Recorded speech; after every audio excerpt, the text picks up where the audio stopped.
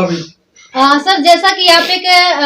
Party के राष्ट्रीय महासचिव भी हैं, तो ऐसे में आप दूसरी पार्टी के मंत्री को बुला करके अपने ऑफिस में बकायदा स्वागत करें और साथ ही साथ उसको हाईलाइट करने के लिए, दिखाने के लिए मीडिया भी कवरेज करने के लिए आई है, तो आपको नहीं लगता कि आपकी पार्टी की तरफ से इससे दबाव पड़ सकता है आप पे? मेरे समाज का मंत्री है राजकुमार आनंद।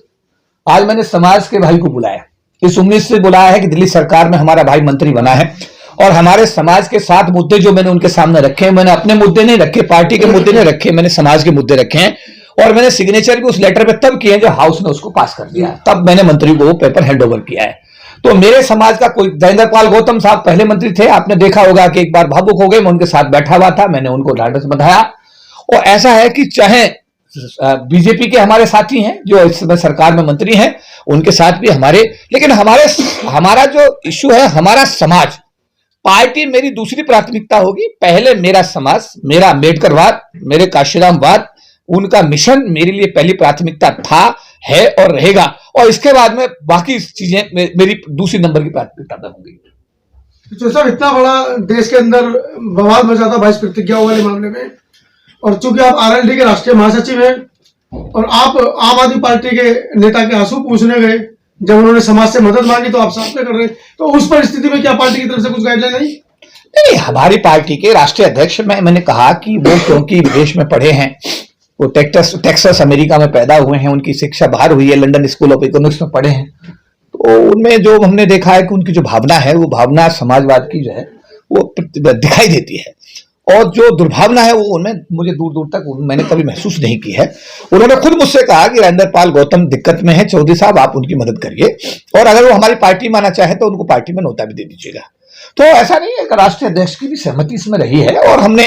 धैर्येंद्र पाल गौतम जी को यही कहा कि देखिए, आप अपने आप को अकेला मत समझिएगा, आप हमारे भाई हैं, हमारे समाज का अंग है, और हम आपके साथ हैं। मैं दिल्ली में नहीं था तो मैंने उनको फोन किया कि मैं कल शाम को दिल्ली आ रहा हूं और आपके पास सीधे निवास पर आपके यहाँ आ रहा हूं, और मैं 150, 200, 250 लोगों को लेकर के उनके घर पर पहुंचा और उनको पूरा सहयोग किया। लेकिन दुर्भाग्य है कि 22 प्रतिज्ञाओं को लेकर के बीजेपी का भी आपने देखो आचरण देख लिया, और उसके बाद में आम आदमी पार्टी का आचरण भी देख लिया। और मैं तो कहता हूं धैर्येंद्र पाल गौतम को तो मैंने ये कहा कि आपको इस्तीफा नहीं देना है, आपको बर्खास्त होने का इंतजार करना चाहिए, और अगर वो इंतजार करते तो मुझे लगता है कि एक आंदोलन बड़ा मजबूत आज खड़ा हो जाता। लेकिन चलिए, ये समय की नियति है, इसमें हम कोई जो होना है वो हुआ है। लेकिन मैं ये जरूर कहूंगा कि मैं एक राजनीतिक पार्टी राष्ट्रीय लोकदल का राष्ट्रीय महासचिव हूं, लेकिन इससे पहले मैं समाज का एक कार्यकर्ता हूं, और समाज के हर कॉज में मैं पिछले 35 साल में आगे खड़ा मिला हूं और आगे मरते दम तक आगे खड़ा रहूंगा। जो सर, जब आप नौकरी में थे, हमने कई बार ये बात पूछी थी कि आप राजनीति में कब आएंगे। अब आप नौकरी के बाद राजनीति में आ गए हैं, क्या मतलब संदेश है और क्या आपकी रणनीति है? देखिए, अभी हमने खतौली का विधानसभा चुनाव हुआ और बीजेपी हमारे सामने टक्कर पे थी, और बीजेपी के चीफ मिनिस्टर योगी आदित्यनाथ जी और वहां के कैबिनेट मंत्री बहुत सारे, उनका क्योंकि बीजेपी का बड़ा सिस्टम, बड़ा मजबूत सिस्टम है, उनका संगठनात्मक ढांचा बड़ा मजबूत है, और उन्होंने पूरी सरकार वहां पर खतौली के अंदर पूरा उन्होंने अपने जो भी उनके पास तंत्र था उसका पूरा प्रयोग किया। लेकिन हम लोगों ने गांव-गांव जाकर के लोगों को समझाया, बात हुई, और बात करने के हमारी बात को लोगों ने समझा। मुसलमान समाज यानी माइनॉरिटी समाज के लोगों ने, एससी समाज के लोगों ने, हमारे गुर्जर समाज के लोगों ने, हमारे जाट समाज के लोगों ने, त्यागी समाज के लोगों ने, यानी सर्व समाज के लोगों ने, बहुजन समाज के अंदर आते हैं, सभी लोगों ने वोट किया, और वोट का नतीजा यह हुआ कि 22,000 वोटों से जो हमारा प्रत्याशी था राष्ट्रीय लोकदल का मदन भैया,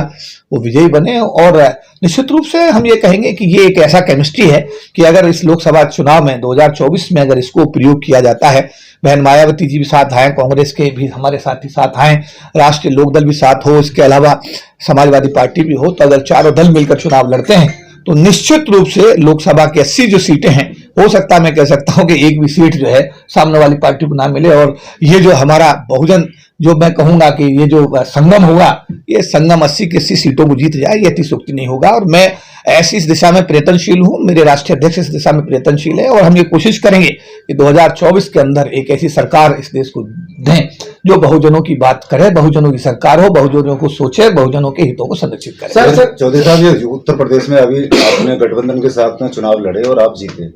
अभी निकाय चुनाव हैं कुछ ही दिनों बाद, तो निकाय चुनाव में भी क्या ये फार्मूला आप यूज करेंगे? निश्चित रूप से अभी सीटों के बंटवारे की बात चल रही है। हमारी भी पार्टी की जो कमेटी बनी है वो इस पर काम कर रही है। समाजवादी पार्टी के साथ भी बात चल रही है और दूसरे साथी जो घटक दल है उनके साथ भी बात हो रही है। समाज पार्टी जो भी घटक दल है उनके साथ में बात हो रही है। तो इस पे ऑलरेडी जो है पार्टी का जो सिस्टम है उसमें पूरा काम चल रहा है और निकाय चुनाव में हम लड़ेंगे और पूरी मजबूती के साथ लड़ेंगे। युवा मैं राष्ट्रीय महासचिव हूँ पार्टी में और जो मेरा कार्य क्षेत्र है उस कार्य क्षेत्र के हिसाब से जो मैं अपने समाज के लिए करता रहा हूँ, करता रहूंगा। जो आना चाहते हैं उनका मैं स्वागत करूंगा। अभी पिछले ओपी सागर साहब जो आईपीएस हैं और यूपी सरकार में एसएसपी एसपी बड़े बड़े पदों पर रहे हैं, आईजी से सेवानिवृत्त हुए हैं, उनको SC/ST प्रकोष्ठ का राष्ट्रीय अध्यक्ष बनाया गया है। तो अभी SC/ST प्रकोष्ठ का अभी विस्तार होना है, उसमें जिम्मेदारियां मिलनी है, जिला स्तर पे जिम्मेदारी मिलनी है, प्रदेश स्तर पे जिम्मेदारी मिलनी है। तो जो लोग भी काम करने के इच्छुक हैं वो सब लोगों को आपके टीवी चैनल्स के माध्यम से मैं आह्वान करता हूं, कोई आए, पार्टी में जुड़े, जिम्मेदारी लें, समाज में अपनी जो मतलब यह है कि भागीदारी वो कर सकते हैं, भागीदारी को सुनिश्चित करें, सम्मान के साथ आए। और जहां तक उनके हितों को संरक्षित करने की बात है, मैं राष्ट्रीय महासचिव होने की हैसियत से ये कहूंगा कि जब तक मैं इस पद पर इस पार्टी में हूं, अपने समाज के हितों के साथ किसी प्रकार का कोई भी समझौता नहीं होगा। और हम कोशिश करेंगे जिस तरीके से बहन मायावती जी के सगे भांजे प्रबुद्ध कुमार जी को पार्टी का राष्ट्रीय सचिव भी बनाया गया है, तो वो भी बहुत एक मैंने देखा कि उनका प्रबुद्ध कुमार जी का भी बड़ा रूट लेवल का काम है नीचे, क्योंकि वो बहन जी के साथ जुड़े रहे हैं और बहन जी के पार्टी बहुजन समाज पार्टी में रह करके उन्होंने रूट लेवल पे काम किया हुआ है। तो अब इस समय वो हमारी राष्ट्रीय लोकदल पार्टी के राष्ट्रीय सचिव भी हैं। तो उन्होंने पिछले दिनों खतौली में बहुत काम किया, मैंने देखा उनके काम को, तो बहुत जमीनी स्तर के कार्यकर्ता है। तो ऐसे जो लोग हैं, ओपी सागर जैसे लोग, प्रबुद्ध कुमार जैसे जो लोग हैं, ये राष्ट्रीय लोकदल में जुड़े हैं। तो ये बहुत बड़ी बात है। राष्ट्रीय लोकदल जैसी पार्टी में, हमारी पार्टी में इतने सीनियर लोगों का आना हमारे लिए एक मतलब मुझे शुभ संकेत में मानता हूं। और मैं समाज के लोगों से अपील ही करूंगा कि आप लोग जो हमारा SC/ST का प्रकोष्ठ है उसमें आप लोग जिम्मेदारी लेकर के अपने समाज को मूलधारा में लाएं, जिससे कि हम अपने समाज के हितों को संरक्षित कर सकें।